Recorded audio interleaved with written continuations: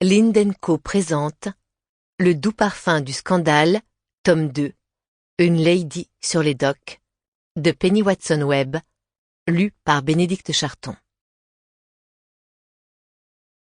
Mot de l'éditeur. Bien que basée sur des faits réels, cette fiction décrit de manière romancée la réalité historique du XIXe siècle. L'auteur a pris quelques libertés avec l'histoire, les dates et les lieux, mais toujours au service du récit. Prologue. New York, 1866. Midtown. La pluie s'abattait sur le jeune homme acculé contre un mur et cerné par plusieurs individus. Dans ses mains se trouvait une sacoche de cuir qu'il tenait fermement, évaluant ses chances d'échapper à ses poursuivants. Par la ruelle, l'échelle de fer glissante par ce temps, ou encore en entrant dans l'édifice en flammes derrière lui. La vieille cathédrale Saint-Patrick partait en fumée. La vipère avait dû déclencher l'incendie pour faire diversion, pour leur laisser plus de temps sûrement. Ou était-ce un accident? Les flammes avaient alerté la police et ils avaient été surpris en pleine fuite. Ils n'avaient plus beaucoup d'options. Il fallait fuir, et vite. Le voleur opta pour les flammes après avoir lancé un sourire moqueur aux deux policiers qui tentaient de se saisir de lui. Aussi agile qu'un chat, il les évita et s'élança vers le bâtiment.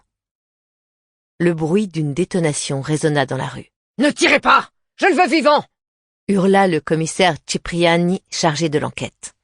« C'est une vermine des bas-fonds, commissaire! Un gibier de potence !» se défendit le policier qui avait ouvert le feu. « Appelez un médecin, il est blessé !»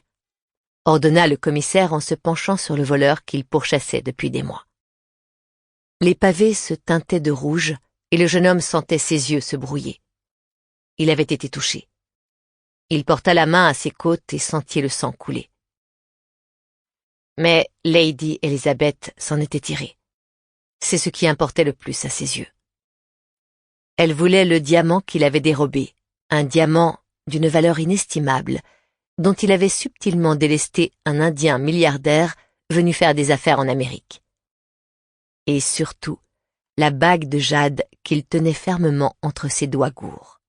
« Accroche-toi, gamin !» lui dit le commissaire en le dévisageant avec attention, encore étonné par son jeune âge. « J'ai la trousse de premier secours !» fit un policier en arrivant et en examinant le blessé d'un peu plus près.